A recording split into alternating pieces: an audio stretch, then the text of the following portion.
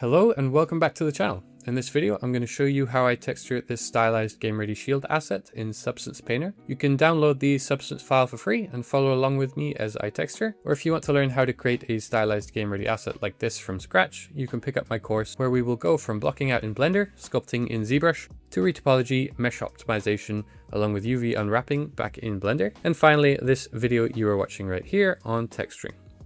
The links to these are in the description and you can get 20% off the full course if you get it in the first week. Now let's get back to the video.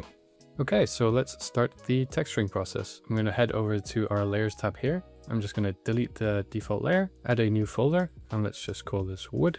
And we will start by creating the material for the wood. I'm going to create a fill layer underneath my wood folder. And let's go down here, turn on roughness and bring this up to around 0.9. And we just want to change this color to a nice woody color, maybe something like this. We can now click on our wood folder, right click, add a black mask. And then if we go over here, we can use the polygon fill tool and change the fill mode to mesh fill. And let's just select this wood. We can also select the wood for the handle here on the back. It's a little dark, so I am just going to bring up the brightness a little bit. And let's just rename this layer to base. If we Control D and duplicate that layer off, I'm just going to call this layer base underscore lighter variation. Let's go into the base color here, bring up the brightness slightly, the saturation down a little, and then let's right click on this layer, add a bitmap mask, and we're looking for grunge 04. And we just want this like spotty grunge mask here. Let's now go to this icon and we want to add a filter. And the filter we're going to add is down here. We're going to look for the blur slope filter. Let's add that in and then crank up the intensity till we get something like this. We want this layer to be pretty subtle, so we can bring down the intensity. It's just to add a little bit of subtle variation in the base coloring. Let's now duplicate off this base lighter variation layer, and we're going to rename this base darker variation. And we can set the blend mode here from normal, set it to multiply. That will make these spots darker. And then we want to go to our grunge fill and just change that seed so it's not directly on top of the lighter splotches.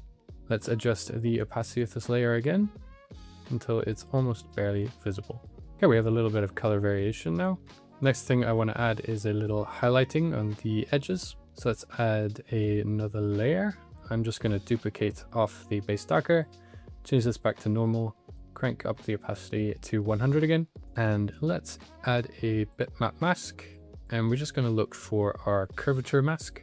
And then going into the color settings, I just want to bring up the brightness quite a lot.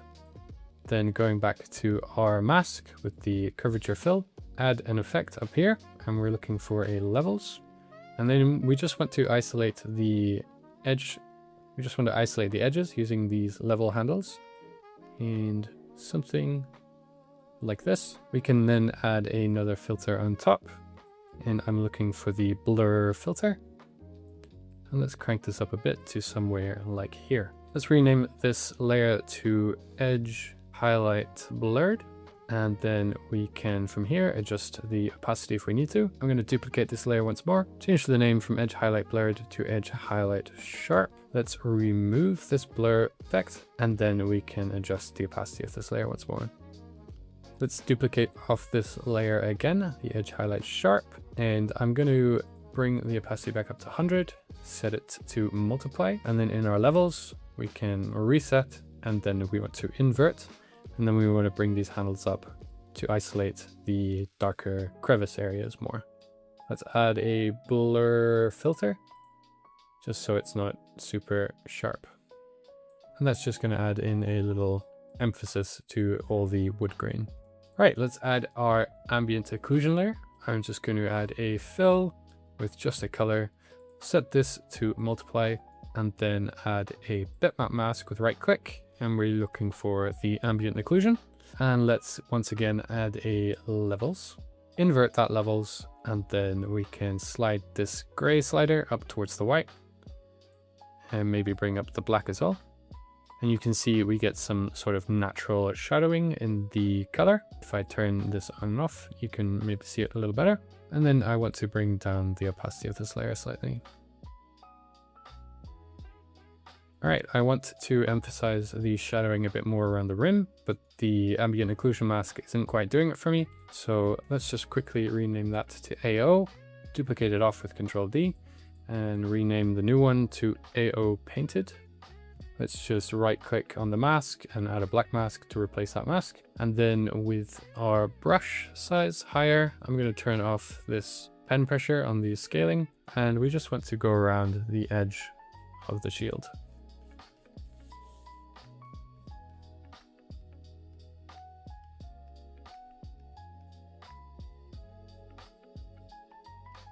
I'm going around here, around the boss center as well.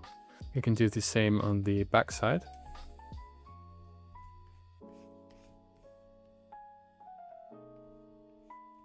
To change the angle of the light, I'm just holding Shift and right click and then moving my mouse. And with this AO Painted mask layer selected, let's add a blur filter. And just crank up the intensity on that a bit. You can play with the opacity of this layer until you find something you like. I think around 30, 40 is where I like it. Let's go down. We want to find, I think I will take the edge highlight blurred layer, duplicate this off, and then I'm just going to bring this up to the top of the stack above the AO Painted. And I'm just going to add a black mask. And then I want to paint so the highlighted area here is a little more emphasized. So I'm just going to go around with my brush. Something like this. Don't worry about being too neat. We will blur this layer in a second. Let's go to the back, and I think I want to add highlighting around this hole here. All right, with the mask selected on that layer, add a filter, and then we want to search for blur and turn that intensity way up, and then bring down the opacity on this layer quite a lot. I'm maybe gonna have the opacity of the layer between 10 and 15. All right, and there we go. That is the wood portion of the shield finished. Let's add another folder, and I'm going to call this folder metal. And let's add a fill layer and name this one to base. Let's go down here to our fill layer settings. We want to turn on the roughness and the metallic. Let's bring the metallic up to something around 0.9. And we can bring the roughness to about 0.5-ish. We can make the color a little darker, and then we have our base. Let's do the same thing we did with the wood. We're going to duplicate this off, call this base lighter variation. Maybe increase the value so it's a bit brighter. I think in the base I want to add a little hue of maybe some blue, only very faint. And then in the base variation light, let's do the same thing. Let's now add a black mask. We want to do a bitmap mask in the base lighter. Look for the grunge 04 again. And we will once again add that filter, which is a blur slope, and crank up the intensity. If we hit the C key or go up here, we can change the channel we are viewing. I just want to take a look at my base color without the lighting and see what my colors are looking like. And then if you hit M, it returns back to the entire material, or you can just go to material here. I'm going to isolate the metal by adding a black mask to the metal folder, and then going over here and using polygon fill with the mesh fill selected. If it's not selecting for you, just hit the X key and it will change the value of the pick from white or black. So I just want to isolate these metal pieces. Let's, with the metal mask selected, add paint. Let's just call this paint layer bolts.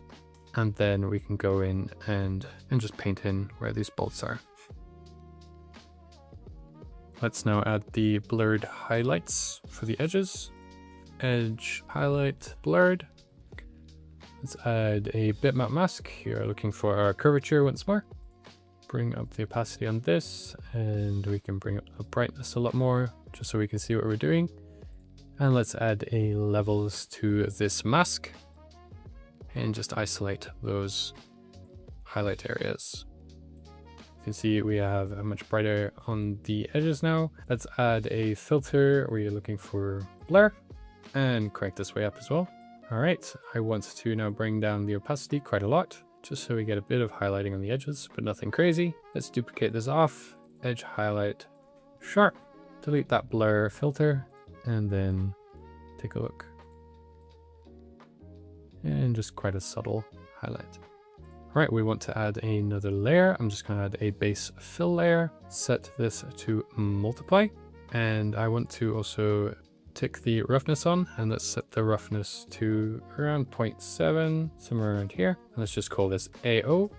Right click, add bitmap mask, and we are looking for our ambient occlusion. Add a levels and invert that, and then grab this gray slider and just move it up towards the right.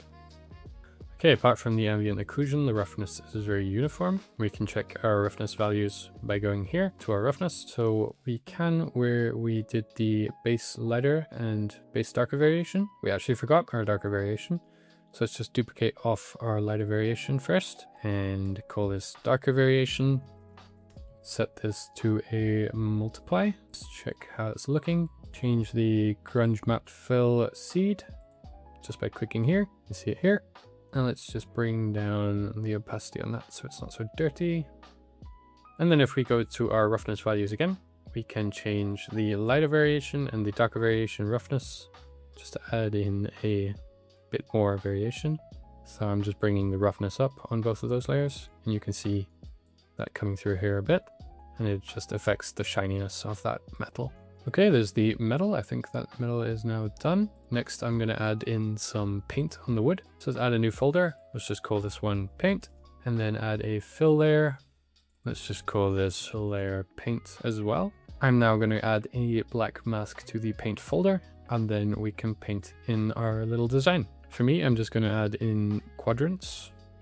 So like pizza slices, and then just paint in over here. Don't worry about painting over the metal. We can easily remove that in a second.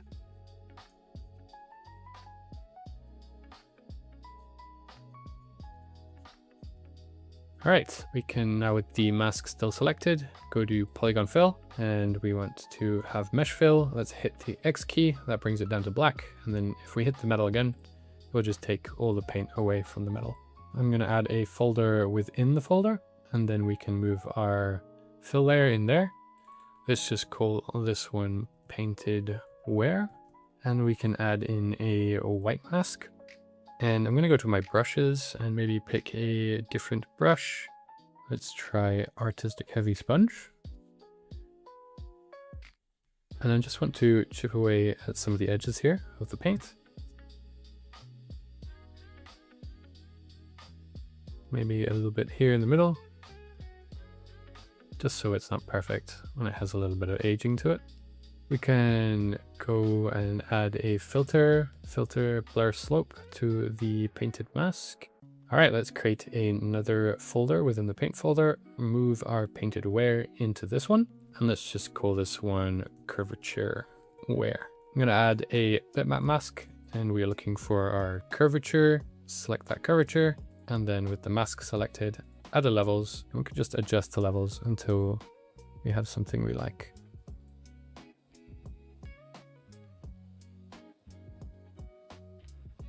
I think around there it looks pretty good.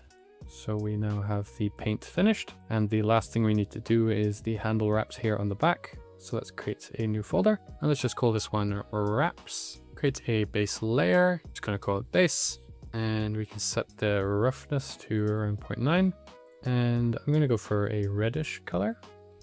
Let's just, with the wraps folder, add a black mask and isolate off these wraps so we can see a bit better how it looks with all the other materials.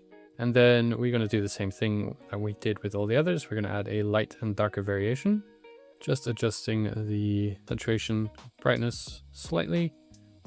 Bitmap mask, grunge, 04. Apply it, add a filter, blur slope, increase the intensity. And because the handle is so small, we can increase the tiling on the fill down here. If we click this bucket, and we can adjust the tiling here. Duplicate it off, base variation, dark, set to multiply, go to the fill and change the random seed, and then adjust the opacity.